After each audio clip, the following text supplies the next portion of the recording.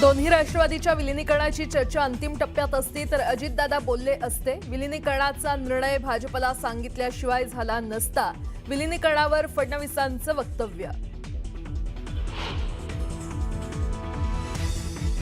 विलीनीकरणाची चर्चा झाली, अजित पवार एकटेच चर्चेला यायचे, त्यांनी आमच्या समोर तटकरेंना फोन केला होता। फडणवीसांच्या वक्तव्यानंतर शशिकांत शिंदेंचा गौप्यस्फोट।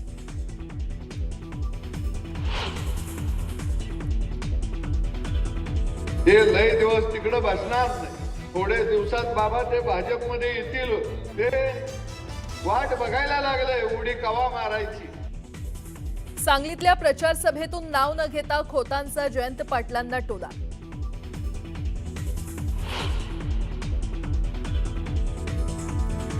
राष्ट्रवादी हा स्वतंत्र पक्ष, कुणाला पद द्यायचं याचा निर्णय ते घेतात, आम्ही नाही। मुख्यमंत्र्यांचं स्पष्टीकरण, तर राज्यसभेवर कुणाला पाठवायचं हा आमचा अधिकार, तटकरेंची प्रतिक्रिया।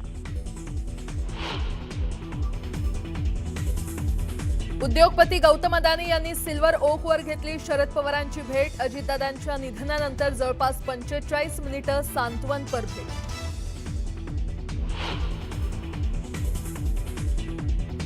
मुंबई महापालिकेत सत्ता स्थापनेच्या हालचालींना वेग, भाजपकडून स्वतंत्र तर शिवसेना आणि राष्ट्रवादी आज एकत्रित गट स्थापन करणार।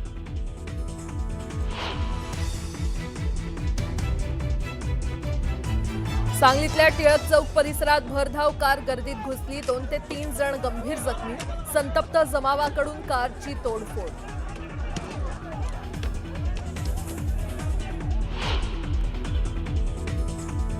आणि T20 वर्ल्ड कपमध्ये भारतासोबत खेळण्यास पाकिस्तानचा नकार, PCB सोबतच्या बैठकीनंतर पाकिस्तान सरकारचा निर्णय।